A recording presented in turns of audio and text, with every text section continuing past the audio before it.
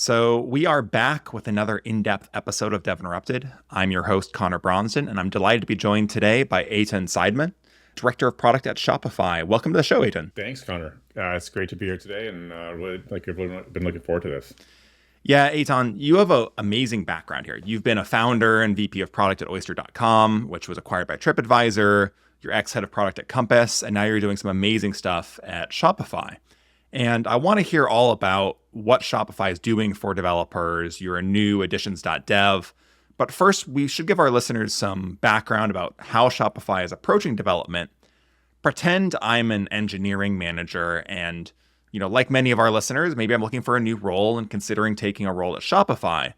What sets your engineering and product orgs apart? Yeah, it's a great question.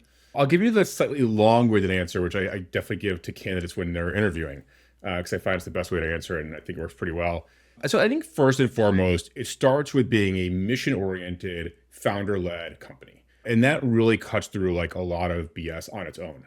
So I think all companies have missions, but I think Shopify is probably better than most in a lot of ways. Our mission is to make commerce better for everyone. We're here to really build phenomenal software for anybody who's looking to get started selling online or really anywhere in the world. So it's kind of first and foremost is being mission-led, founder-led is a key part of it. The second thing is we hire people who are well aligned to that mission and who are really awesome at their craft. So at the core, it's a company for craftspeople, right? If you are amazing at your craft, whether it's design or UX or product, data science, every crafter is led by a manager who is also a craft and excellent at that craft. And all the way up to Toby is really the case. It's kind of the second thing I'd say. It's also like a very high agency, high context culture. It is not a culture where there's lots of process, there's lots of bureaucracy. We try and really limit the number of like policies we have in general or anything of that nature. We're really treating people like adults, counting on them to show up every day, do their craft really, really well, and to come with ideas. And then lastly, it's a culture that really thrives and expects people to think from first principles. Anytime we approach a problem, we try and understand, okay, well, what is true about the world today? And what are kind of key principles that are going to guide us as we go out and build this next piece of software or go and build this feature. And so I think when you take all those things together, right, it's a mission company. We care a ton about having phenomenal crafters who are really great at what they do. We give them a lot of agency, give them a lot of context. It creates an environment where people can do phenomenal work, where you can come and say, hey, I want to go and fix this thing. And here's why that's really important. And here's why it matters to Shopify. And we go off and do those things.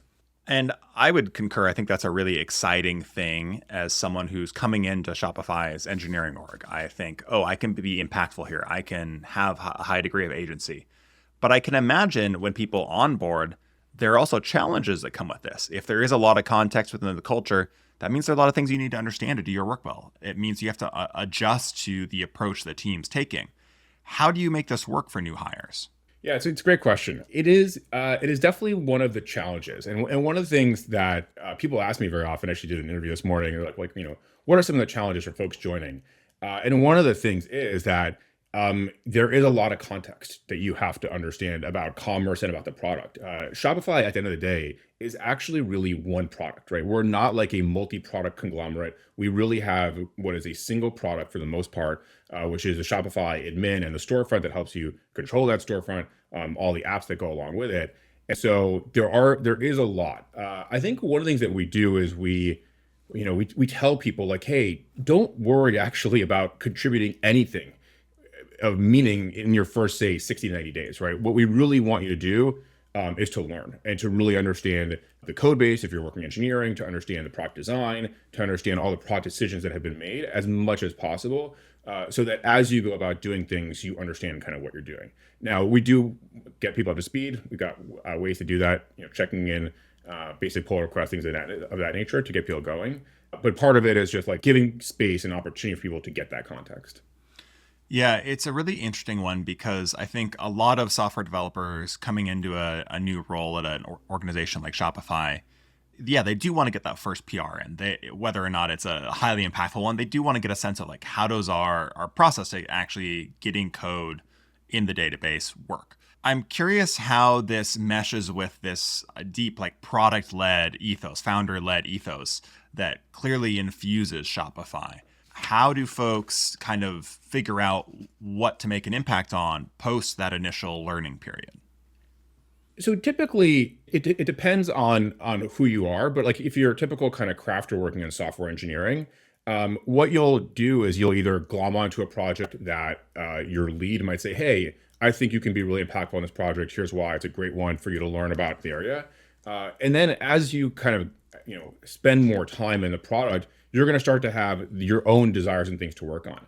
And so the nature of it is like, a good chunk of what we do is kind of, if you will, comes from top-down strategy, but a good amount also comes from just bottoms up. Hey, here are projects that we think are critical to building out the infrastructure of Shopify.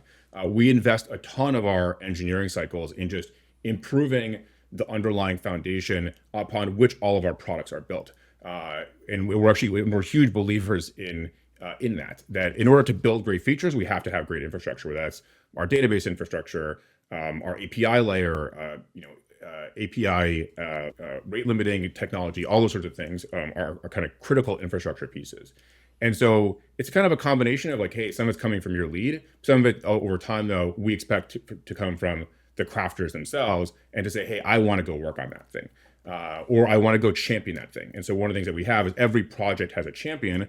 And like I said, sometimes, probably starts off, you're working on a project that somebody else is championing. And then over time, you're graduating to become a champion yourself. It's really interesting to hear how much of this work is kind of bubbling up from the crafters within Shopify. Do you have a breakdown that you track of what that percentage is of, hey, this is tops down, tightly aligned to business priorities versus, hey, we're discovering these are things we want to work on? It's not something that we track on an ongoing basis. The observation I've had, though, is that as the organization has become, so I work on our dev platform, Right. Which is helping enable developers to build applications for Shopify. We've been in this formation, if you will, for about 4 years now. And one thing I've noticed is that as that organization becomes really high context, really understands the strategy that we're trying to achieve, there is this kind of like meshing of top down and bottoms up, right? Like you don't see like a lot of massive deviation because people are like, okay, hey, this really makes sense. I get where we're going as a company. So in our case, we've been investing a lot in building out a platform alongside of our product. And so there's a lot of things you need to do to invest in the underlying primitives, the right DX to enable the use of those primitives, the UI layers on top of those. And so people start to see, okay, this is the next piece of the puzzle that we need. And so you just don't have like a lot of this like shock of like, oh, wow, I'm so surprised that like we're going in that direction now. And this, I presume, also is a major argument for a high retention culture within Shopify's engineering product orgs, where keeping craftsmen around, having folks who want to stick around for several years, as you have, really increases this ability to tightly align with the approach of leadership and kind of the business priorities, while also giving folks agency to go out and act. And as we've seen in research from Google and elsewhere, when folks in their roles feel that they are able to make an impact, it's a high indicator of happiness and success within the team, and it obviously boils up within the company as far as successful initiatives. And you mentioned an initiative that is very commonly being talked about today here by elite engineering orgs like yours, developer experience. And because you're building both this external facing dev tools for Shopify developers, but you also have to consider the internal development culture at Shopify. How do you think about DevX or developer experience in your role? I'll talk mostly about external developer. So the work that we do for first-party, third-party app developers, theme developers, people who are building on top of our platform. That could be a merchant themselves. So take like an Allbirds, for example. They might be building custom applications, or I'm a big fan of Adam's shoes. They might be building custom apps to sell Adams, things of that nature. Uni Pizza Oven. So these are all merchants on Shopify who need to extend the platform themselves. But there's also third-party developers who are building apps to sell in the store. When we look at those kind of two large group of developers, what we think about are first and foremost is capabilities, right? What are the key underlying things that they can touch and manipulate and leverage as a part of it. And so we've actually been doing a lot of work to increase the capabilities and to ground that in reality. Like, hey, I want to build something that allows me to manipulate checkout based on the contents of the cart. So we have a product called Shopify Functions that enables developers to do that, which is basically, it's a commerce-oriented function that takes as input the cart and then outputs a set of like mutations to that cart. So that's a good example of capability, and we've been running with that and increasing capabilities for developers, again, both these merchant developers and our third-party application developers. And that's really important, right? Because the more capability that you have, the more platform opportunity there is for everybody, and the more merchants can get done and utilize your underlying commerce stack. And then the second part is the actual just DX of building the experience, right? So, hey, when I go to build this application, what is it like? And there we focus on kind of a couple things. Like, first is that getting started experience, right? How fast can I get started? And so we all the time are pushing ourselves and saying, hey, from the time I go and do Shopify app create initially to knit an app, to the time I can like get that kind of like dopamine of like, hey, this thing works and it does something, how fast can it be? And how can we remove as much friction as possible for it? So that's kind of like what, kind of the YOLO dev. I want to get started. I want to move fast. And then the second part of DX is when I am working as a member of a team, perhaps a couple of people, 3 people, and how can I actually make changes on an ongoing basis, where I might have my local dev app, I might have a staging server, and then my production server. And so both of those really matter a lot. How fast can you get going? But then do you have the capabilities to actually work inside of like, a team environment? It's interesting because I think most of the conversations we have about developer experience on this show are much more internal facing, where it's, hey, I have a team of 100 devs. How do I keep them happy? How do I make sure they're being enabled? Or, hey, I'm a principal engineer. Here's how I want my team to be enabled. Here's how I want to kind of like guide this organization. So it's really cool to hear your perspective of kind of this dual tracks of like, we both have to consider our internal space, and as a company that's building a DevTools platform and a leader within that space, you have this major consideration. And often Shopify is used both by like major teams and also small business owners. So there's these like whole other set of considerations where it's like, how do I help an individual or like couple people make our tools be more successful for them? I'll just add one thing to the prior point, is that the same tools that we give developers to build these applications or themes, who are merchant developers or third-party developers, we actually use those same tools ourselves when we go to build first-party applications. So Shopify has a kind of core product that comes in the box, but then we're also building apps on it, just in the same way that, hey, iOS has an app that you can go and download from the App Store. So those exact same tools we're utilizing ourselves. So we get a real feel for like, okay, how well is this platform working, right? Does it have the right capabilities, the right primitives? How is the DX? So we get a lot of really great insight to that. So how do you define that success? What does success look like for you on this platform you're developing?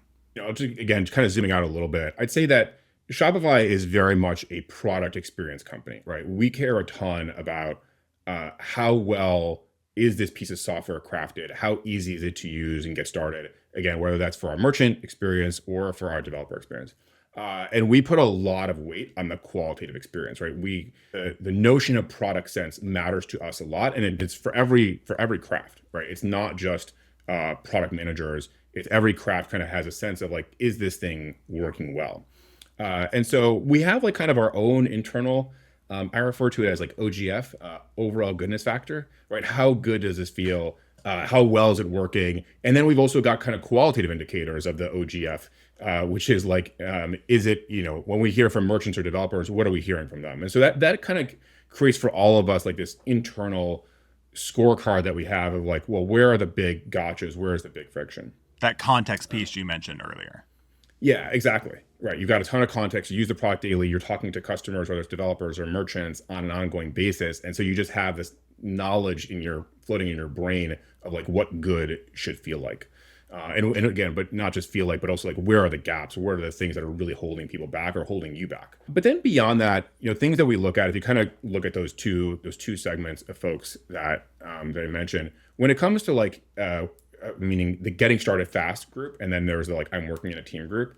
When it comes to the getting started fast, we have a lot of really good indicators, right? We know, what percentage of people who create an app actually succeed and get that app installed on a store. We know the time, how long is it taking them to go do those things. So there's a lot of kind of quantitative data that we can accumulate about how well that experience is working. When it comes to the second group of like working, who are working with many devs, let's say, me, you, and another person are working together to go build an application. There it tends to be a little bit more qualitative because there's things like CI/CD integration, things of that nature. But we still have a lot of good data points that help us, that give us a good sense of whether things are working well. Do you benchmark against other industry sources or other teams, or is it mostly an internal benchmarking of, hey, we feel like success is here based off of these qualitative signals that we get from our customer base and from our internal surveys? Yeah, I'd say it's mostly the latter, right? It's mostly like our own internal benchmarking of what do we think good looks like and why. Because it goes back to some of that first principles thinking that we spoke about, right? Where we have a clear opinion on how the software should be used and why we think it's overall a good thing. And so we can say, hey, this is what we think good looks like. So, for example, one of the things that we look at is within the app developer platform space is, how is our CLI being utilized and how many folks are using declarative configuration, right? Configuring their application, utilizing kind of a source code file rather than doing it like imperatively in a UI. So we track that data.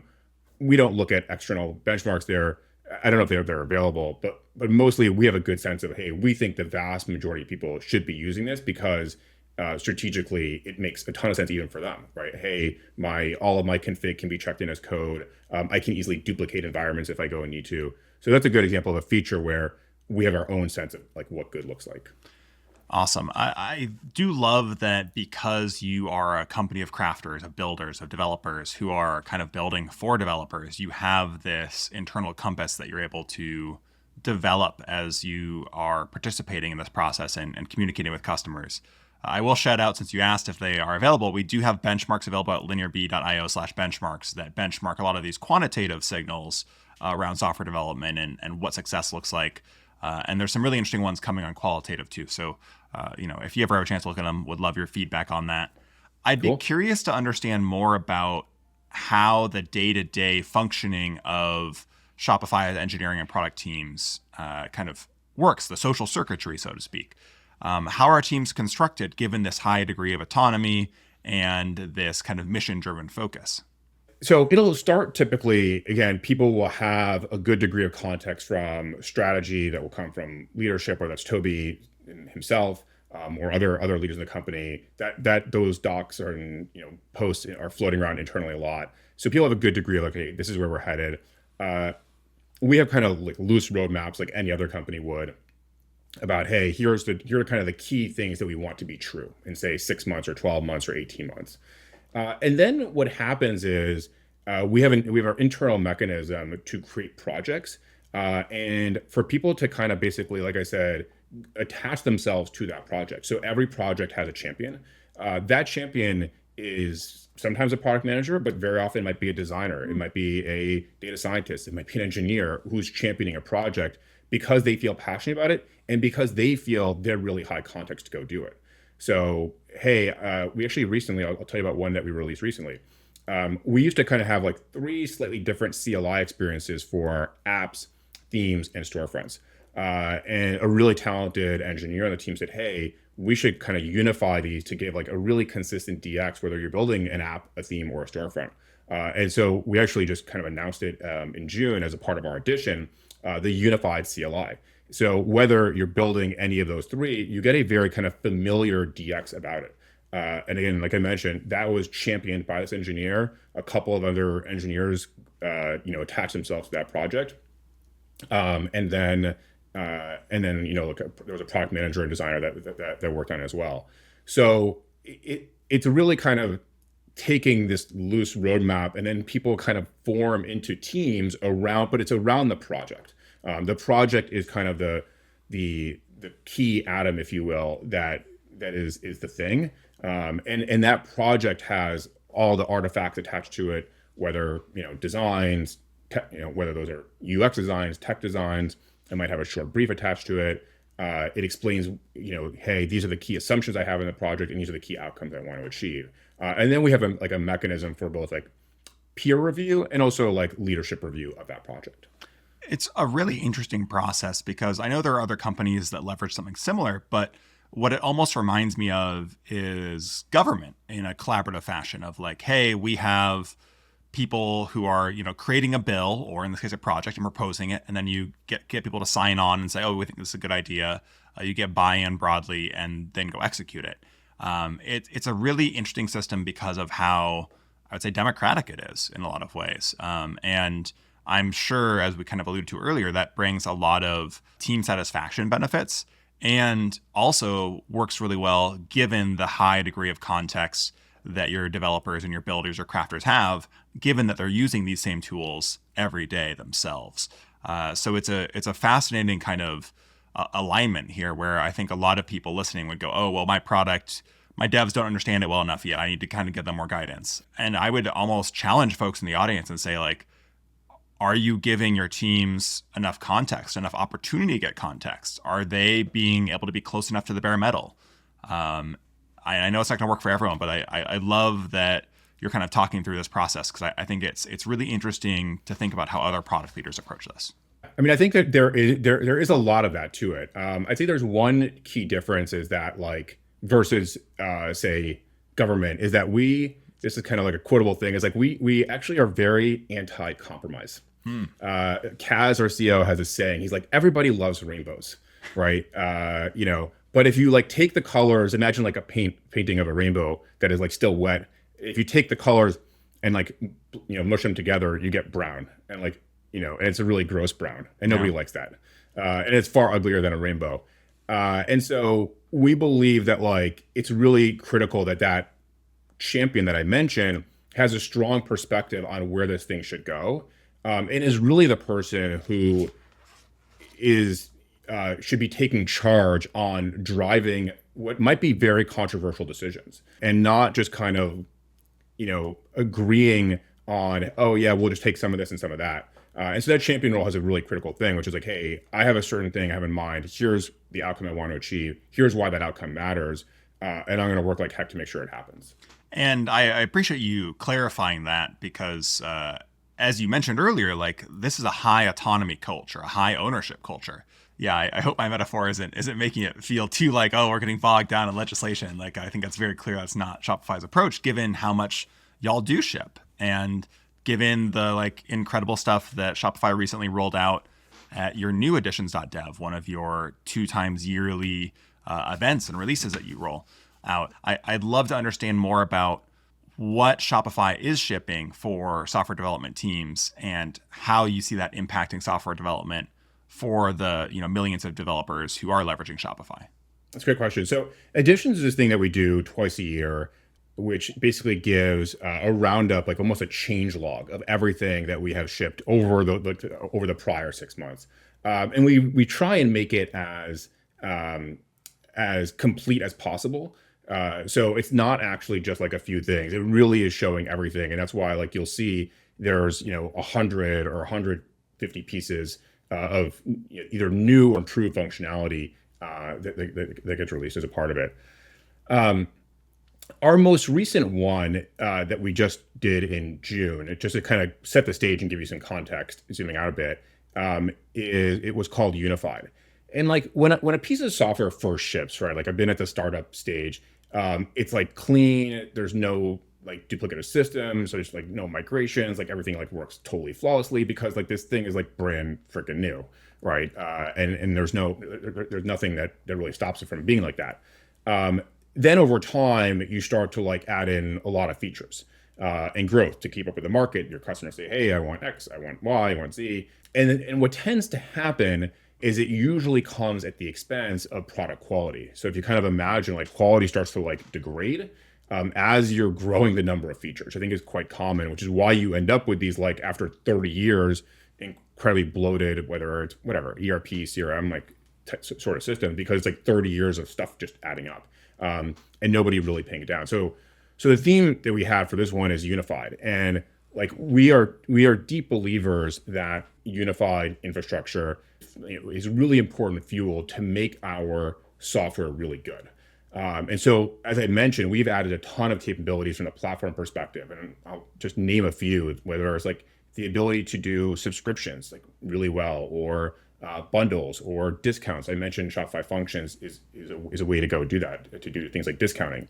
And that's happened at a remarkable rate, but our platform's full potential can only truly be recognized when its parts are seamlessly integrated, right? It has to be the case that, hey, I go and utilize the subscription primitives in one place, I can go and utilize it in another place. And so that's really what we just did with unification, that we just released as a part in June. And so I mentioned like the CLI as an example of that, where we're working to integrate all the different CLIs into one cohesive and seamless experience. And so we're doing that in numerous places across our platform.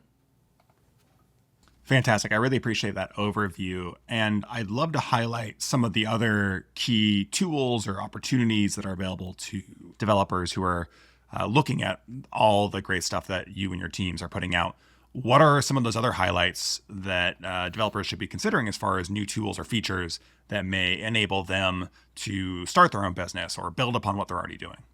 So thinking about like kind of, again, app and theme developers, like you said, millions of app and theme developers who are building, or hundreds of thousands who are building on top of Shopify. I'll call it a few things. So one is, around making like headless more efficient. So about 2 years ago now, released something called Hydrogen, which is a framework for building headless storefronts, along with Oxygen, which is our hosting layer. We recently announced the Hydrogen visual editor, which gives folks a WYSIWYG editor for headless storefronts, which is really awesome, right? So it enables basically not just developers, but like other folks in the company to kind of go work in a headless environment. And that's kind of like rounding out that offering, making it so it works really well. Now, in this case also, you might be like thinking like, wow, that's probably producing some nasty code. I'm just thinking that it's great for bad developers like me. So yeah. So it's really, it does a phenomenal job at making sure that your code can remain a source of truth and like not producing like a bunch of garbage in there. Awesome. So that's kind of like one thing I'd highlight. The other is that from an app perspective, we want app developers to build experiences that are tightly integrated with the rest of our admin and the rest of our channels, if you will, which is like POS and checkout, like all the places where merchants and buyers exist. So we launched something called the admin print extension, which gives developers the ability to do printing in a really seamless way inside the Shopify admin. So here's the use case.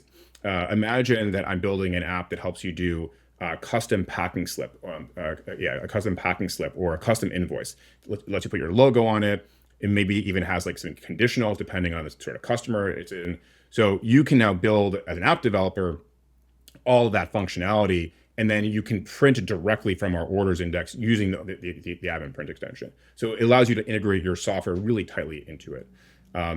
Another example of this, again, for app developers is our Flow template app extension, right? So Flow is a tool that helps you automate things, right? It's basically if this, then that. So developers can now ship their own automations as a part of an application, right? So coming back to our scenario of like packing slips and invoices, imagine I had an automation after every order is created, then you can go and do this thing with it. I can go and ship that automation as a part of my application. So we give developers more surface area for discovery of their applications, and also just it reduces the burden for them. They don't have to go build those automations. They can go and leverage a tool like Flow. So those are kind of a couple of examples of like what I mean when I say like unified software, right? So from Hydrogen's perspective, totally unified experience for storefront creators, whether it's, hey, I'm writing code or I need a WYSIWYG editor, and then giving app developers a way to seamlessly integrate into all aspects of Shopify. Given you and Shopify's general focus on incredible developer experience, enabling creators, and also the rise of Gen AI and AI agents, do you see automations, whether AI focused or more broadly, as an area of particular growth or focus for the company over the next year or two?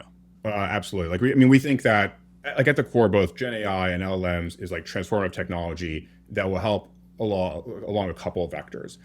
I think in certain instances, it's going to enable merchants and to a certain extent developers to do things that were previously impossible for them to make them actually possible. And then in other cases, it'll just help folks get things done way faster.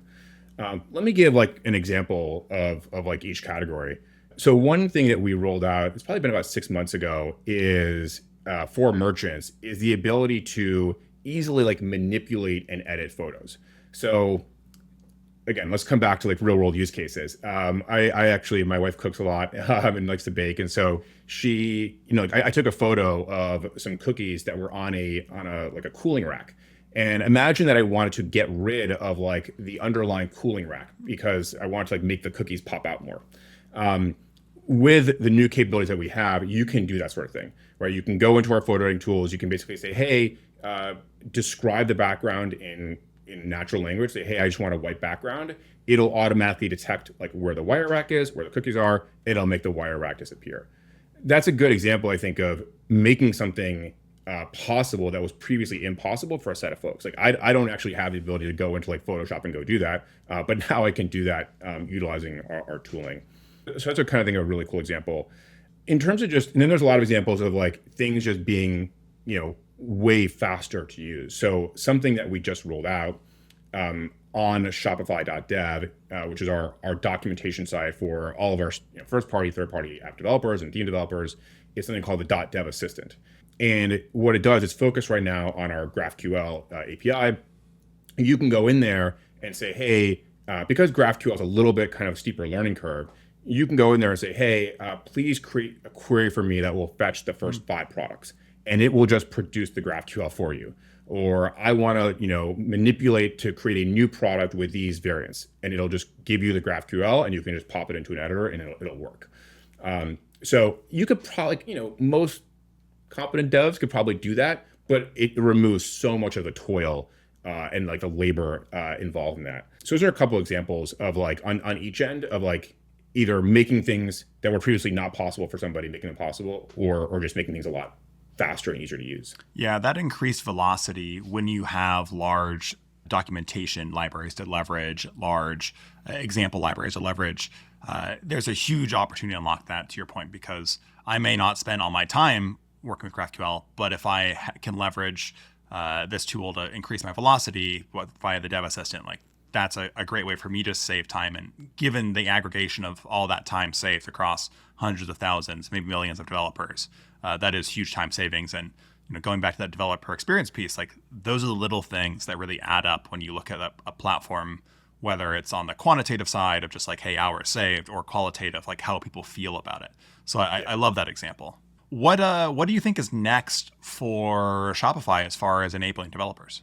I'd say broadly, we're continuing on kind of 2 themes I mentioned before. So one is increasing capabilities, giving whether it's merchant developers or first-party app developers, either more underlying capabilities or easier access to those capabilities. And then just like being relentless about the DX and saying, hey, how can we make it faster and more frictionless to use? So something that we've actually, to kind of give you like a little bit of a taste of the future, something that we've shared is we recently announced this kind of capability around declarative webhooks, right? So imagine like typically when you want webhooks, you have to like subscribe by some means and say, hey, system, I want to be notified when this thing happens. And in our case, you have to do that like on every shop that you care about. And it can kind of be quite labor intensive. We also have a storage mechanism to store data called meta fields and meta objects. And again, there are a set of APIs involved in those. And so in both of these cases, we're moving these things to be highly declarative in nature, right? So you can like just give us your configuration and say, hey, I want the system to be in this state. And as soon as you deploy that configuration, your app just gets into that state. So in the case of webhooks, it's already live. You can see it. So you just say, hey, I want to be notified when any of these things happen. When you roll out your app, we will basically take that. And anytime those things happen, we will send it to whatever endpoint you give us. And we're moving in that direction for data as well, which is really neat because if you think about data, like one of the challenges is like, hey, before, I had this shop had this schema and this shop had that schema. And you have to like keep track of all this stuff and know how to like deal with potential migrations, right? Like, hey, I changed my schema and I have to like get everything into the same way. And so we're going to make it possible to declaratively state, hey, this is the schema I want, and it will get every shop into that setup. So those are examples of both like, making the DX better, just making it easier to use, but then also just giving you a bit more capability. I really appreciate your overview of Shopify's most recent editions.dev and the way you think about releasing these products and highlighting them. What I'd love to close our conversation with is some general advice to listeners in our audience. We have a lot of folks who are in similar roles like you and working as product or engineering leaders at other orgs. And then we have a lot of people who listen who are aspiring engineering leaders, aspiring product leaders. What advice would you give to those two segments as they think about, their next release or their next career step? I'll gear it mostly towards product leaders, but I think a lot of it actually is for engineering leaders too, because both crafts, I think, should care about this a lot. The first thing I'd say that's really critical is you have to have a strategy, right? And a strategy is like, what is the situation you're in? Like, who's the customer that you care about? And where are you playing to really be unique and different and to win? I think it's really important. Now, you don't need to have like a new strategy every 6 months. You should have one that should like be fairly, well defined for like 3 to 5 years. The second thing is, once you've got that, is working to create, whether you are an engineering manager or a product leader, a culture where the people working on individual features really understand how to articulate assumptions and also principles. Right? Like, hey, this is the state of the world as it is today, assumptions. And then these are the key principles, which might be controversial, that are going to guide me to a solution. That kind of like thinking, I think, is incredibly valuable because it actually encourages upfront a lot of good debate about, okay, well, is this actually a principle? Like, is this the thing that should guide our development? And just really kind of creating that culture, I think, is just super valuable because it focuses on the subject matter, on the feature that you're building in a really intense way and allows for very good debate about it. The third thing is, this is a bit maybe controversial, but it's kind of been well articulated, is like, be in the details, right? Like, leadership is not, from my perspective, abdicating everything and saying, oh, go do whatever you want, right? Being a leader is understanding how the thing works, understanding how your product works today really, really well. Helping to guide and coach people of what good looks like. In my role as product is helping to set the bar for quality of like, hey, this thing needs to work really well, both in the happy path scenario, also on some of the edge cases, and being that kind of like bar setter, if you will, in terms of the quality of the product, I think is immensely valuable. And I think really helps set the right culture for creating high quality software. And then lastly, again, we talked a lot about the culture at Shopify that we have, and it's making sure to empower other crafts. Again, whether it's UX, engineering, data science, or product, I think it's really important that every craft has a perspective on where this product should go, right? When we're working on the CLI, right, I expect and encourage engineers to be like, hey, like, what do you think? Like, how should this work from your vantage point? Ours is not a culture, and I would not encourage anybody to have a culture like, oh, well, product is going to make that decision, right? That's not the way it should roll. And so really making sure that you're setting that, a culture that can really do that, where everybody's perspective, and I will very often have opinions on UX, much to the chagrin of sometimes folks working on the product. But I'm like, hey, here's what I think. Here's how I'm experiencing this product and why it's really good or where I'm struggling with it. I love it. That's some great advice. And I particularly love that you highlighted this idea of staying close to the details, even as you move up within the organization and are taking on leadership roles that are maybe more focused on broader strategy. Your colleague, James Stanier, has been on the show before and wrote a great piece for us talking about the periphery of an organization and how important it is to, even as you kind of are becoming detached from maybe execution day to day on certain things, to stay really tight on what is happening on that periphery, what is happening on the bare metal with the folks who are using the tools. And I think it's a challenge for a lot of leaders. How do you try to ensure that you are staying stuck in the details? Yeah, I've got a couple of like routines and rituals that I do. So the first is I work to use our product every single day. I am so I've got my own app that I work on, that I'm building out new capabilities on top of. And then I'm also creating fresh apps all the time. I'm like, hey, I just want to experience the DX. Like somebody who's coming to the platform for the first time is going to experience it. How is it going for them? How fast is it? Have we regressed in certain ways? Do we have any blind spots? And so in utilizing like every aspect of our product, the CLI, the docs, the search in the docs, you like just being in the product, there's really just no replacement for it. It's like, could do, you can think of the memes here, like you can do all the user research in the world that you want, but like you just have to know your product inside and out incredibly well. So I think that's one thing I work to do a ton of. And then the second thing is I'll pick areas of the platform that I try and go deep on and understand, okay, well, how is this thing actually built, right? How is, our flow app, how is the template search getting built? Because, hey, they recently released something that was really neat that made search way better. I'm curious about how that's working. And so it helps you just stay grounded in it. And then I think the last thing is, I do look at whether it's open source or other startup projects, and I'm like, wow, like they are kind of like living in the future. Let me go and see like what they're cooking up here.